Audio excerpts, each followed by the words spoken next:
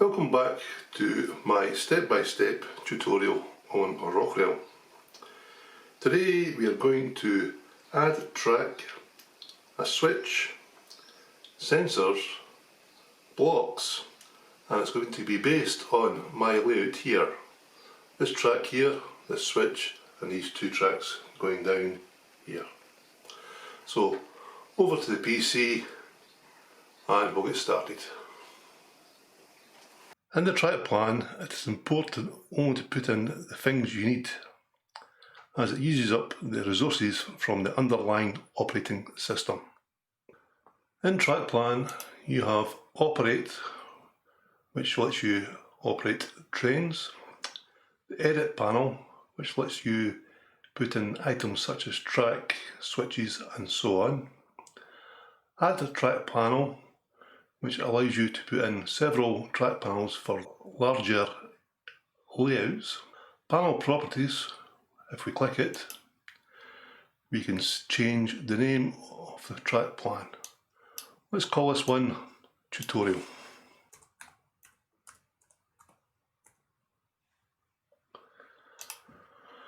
And straight away the track plan is now changed to tutorial. At the bottom we have plan 3, which lets you see the plan's properties. It is important to note Rocrail is not a track planning program and not to scale. You need to plan carefully and try to stay symbolic, i.e. look at the London Underground map. First, let's remove the trace to see the track plan in full. View. Trace has got a tick, remove the tick. Now, let's add some track. Sure, the power is switched off. Go to track plan, click on edit panel, which opens a pop-out panel. In here you have track, switch, signals, block, sensor, accessories, road. So we want to put in some track, and it's a matter of clicking and dragging each item across. Click the first one and it puts it in here. To put in another one, move to the side of it and left click the mouse again. Left click, left click, left click, left click, and so on. In each track, if you right click, you can see the properties. As we move on, we shall give it a block ID, and we'll be putting sensors in as well as route IDs. You can of course change the name of each track individually. Now let's put in a switch. On our layout we have a right hand switch, so we drag across here. On the switch, right click and go to properties. Open up a bit more. You can give it any ID you wish. Some switches have decoders built into them, therefore you need to put the information in here. For most, if you go to interface, the important part is this part here, the address and the port. You need to know the address and port of each switch you put in. On my layout, the address for this one is number 3 and the port is number 1. Click on apply and OK. So this is now set up. We'll add some more track in. Also important to drag across the first item and then you can click on each one.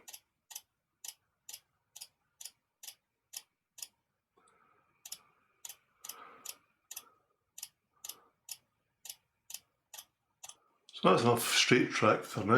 We need to put a bend in. This one here. Now we need to rotate the item.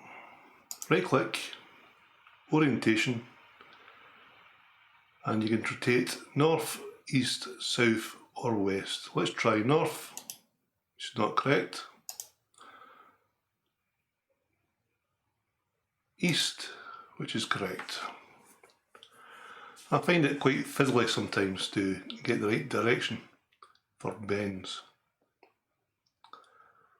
So that has got the basic layout. If we go back to the photograph of the track, we can see how it is represented on this track plan.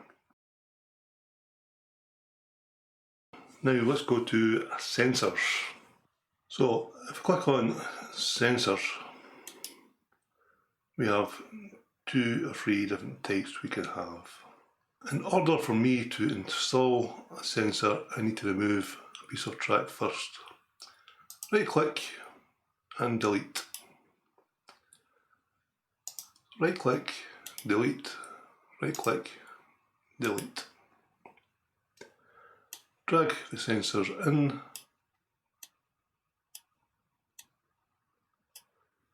and there we have it. The sensors are now in. With the sensors, right click and go to properties. You have an ID, the same again, you can call the sensor anything you wish. You can put in a description, and some sensors have got decoders so you can fill in information here. For me, if I go to interface, I need to put in the address. This one here. The sensor I have got on my layout has an address of 53. Apply and OK. The next sensor, this one here, properties, interface, and the address for this one is 40.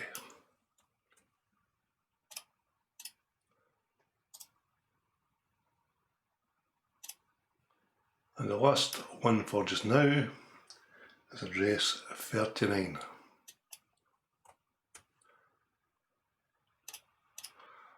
You can also go up to tables, go to sensors, and this brings up a little pop-out window where you can see the information you want. Now same again, if I highlight number 3, go to general, it gives me the general information, and interface, again it gives you the information you wish. Some you can put wiring IDs if you're using GPS for example, and also gives you stats and usage, how often it's been triggered.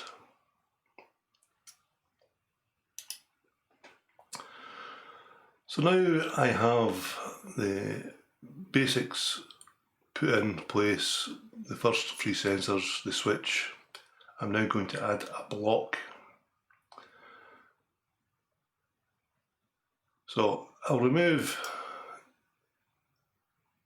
the track just now.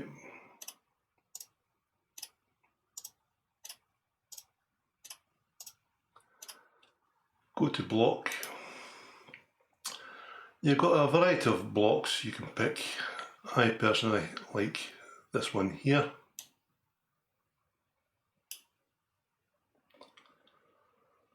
And the same again, I'll do the same for these ones over here.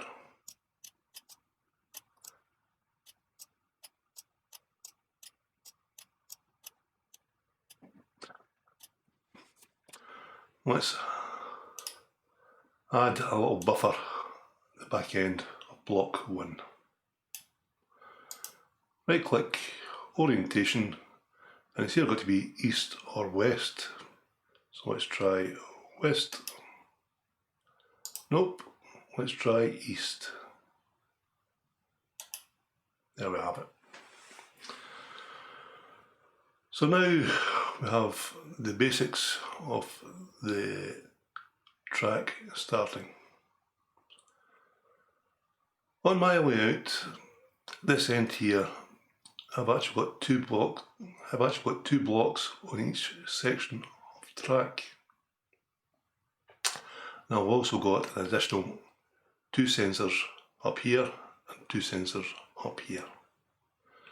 So let's start with putting the sensors in first.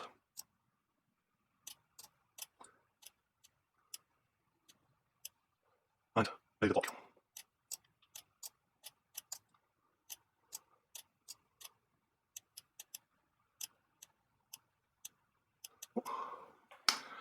And last but not least, the last 2 sensors.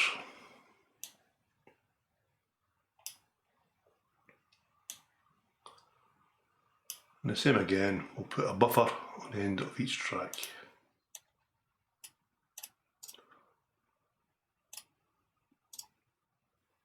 Orientation west.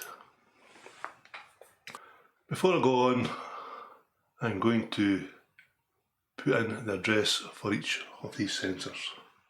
Right click, Properties, Interface, and this one here is address 17. Apply.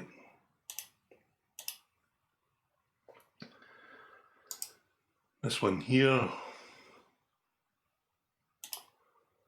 has an address of 31. This one here. This one here has an address of 29. And this one here has an address of 24. So now we have a basic piece of track, the track plan. I can verify the sensors work by powering up the system and trigger each sensor individually. So I'll put on the ECOS and give it a try. So let's now turn the power on and see if things are working. Turn the power on. At the moment I've got a locomotive sitting here, therefore the sensor is switched on. If you move the switch back and forward, at the moment it is not working.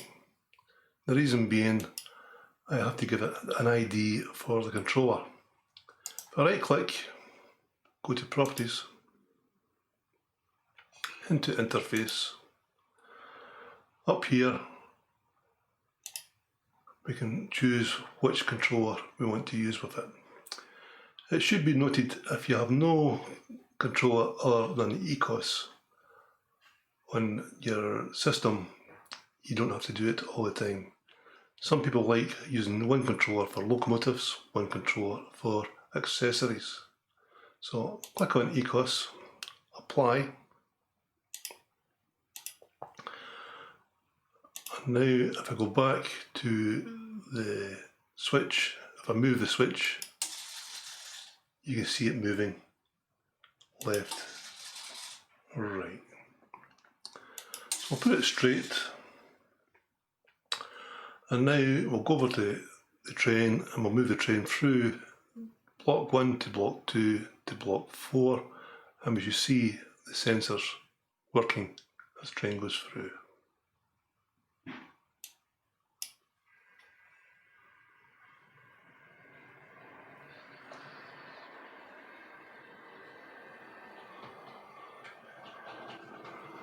First sensor,